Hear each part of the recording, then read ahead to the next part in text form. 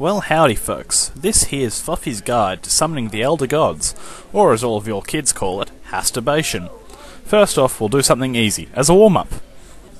The eponymous Hastur is one of the easiest Elder Gods to summon. All you have to do is say his name 3 times aloud. Names tend to have a lot of power over these beings, though unfortunately not enough to keep them from snacking on your psyche.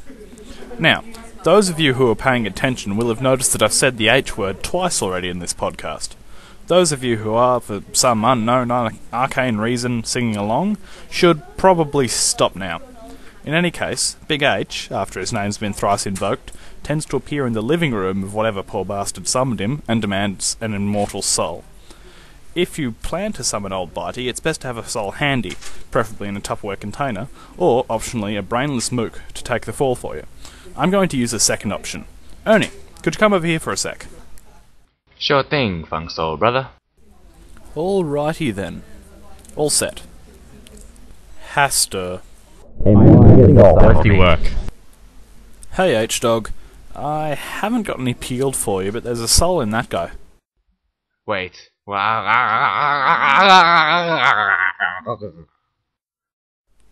Yeah, sorry, fresh out of Dr. Pepper. Another thing that requires consideration is bathroom facilities. Most of these Elder Gods constantly excrete various fluids, gels, and other fun, exciting, and thoroughly corrosive substances from their skin, so you'll have to look out for those. I recommend a towel made out of rubber. Now that we've torn reality a structurally superfluous sphincter, it'll be easier to get ourselves another invention from another dimension summoned. This time, I think we'll go for the big one, Cthulhu himself, Ftagan, etc. Now, Cthulhu is just a tad more elusive than one Mr. H.A. Stir Esquire, as he requires a much more thorough summoning process. This has been broken into pieces for the purposes of this podcast. First off, you've got to find yourself a copy of the Necronomicon, basically the Elder Bible, now with 50% added insanity and skin-eating. It was written by a mad Arab named Abdul al-Hazred, and there are about 12 copies extant in this reality, of which only 2 are not currently located at the bottom of magical volcanoes. One is under lock, key, and 15 inches of lead in my specially constructed library. The other is at the bottom of an ordinary, non-magical volcano. Apparently, the Miskatonic Library of New England is a good place to get directions from, but getting directions to it is rather more difficult. The people who know of its location are in a similar set of locations to the remaining copies of the Necronomicon. The next step, after you've acquired a copy of the Necronomicon, is to study its arcane secrets, hopefully without going too insane. As a quick and dirty rule of thumb, remembering that sometimes there are different forks for different food types is sane enough. Knowing all the varieties and their preferred dish is, if anything, too sane and should be cured with blunt head trauma.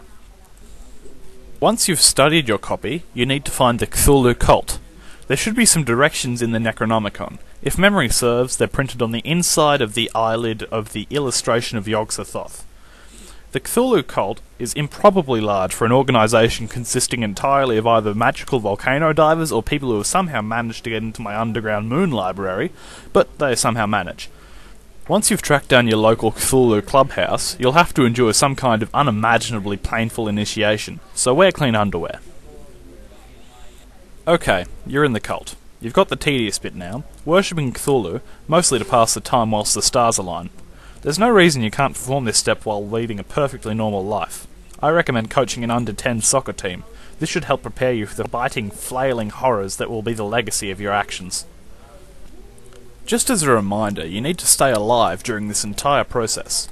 The best way to achieve this is to use brainless mooks to take all your falls for you. An excellent example of this practice is Ernie in the first summoning. As an added bonus, having a mook's soul stolen gives you a nice, obedient monstrosity as a servant. Furthermore, mooks may not entirely cut it. Eventually you'll run out of expendable friends and family, so don't excite too much attention from the authorities. Remember, your mook supplies have to last until the stars align. Just as a reminder, you need to stay alive during this entire process. The best way to achieve this is to use brainless mooks to take all your falls for you. An excellent example of this practice is Ernie in the first summoning. As an added bonus, having a mook's soul stolen gives you a nice, obedient monstrosity as a servant. Furthermore, mooks may not entirely cut it. Eventually you'll run out of expendable friends and family, so don't excite too much attention from the authorities. Remember, your mook supplies have to last until the stars align. Okay, you've spent 16 years slowly becoming less and less human. The stars have finally aligned so you can go on a good old-fashioned boating adventure in an effort to find the ancient sunken city of Relay, where Cthulhu waits like a profoundly non-Disney version of Sleeping Beauty. It'll probably be somewhere in the Pacific, since the Atlantic is mostly taken up by Atlantis. You'll know when you've found Relay. Its sighting will be accompanied by about half of your remaining mook supply going insane and sucking out the eyes of the other half.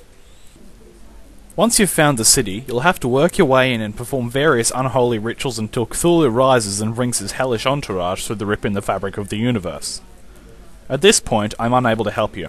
Try not to get eaten.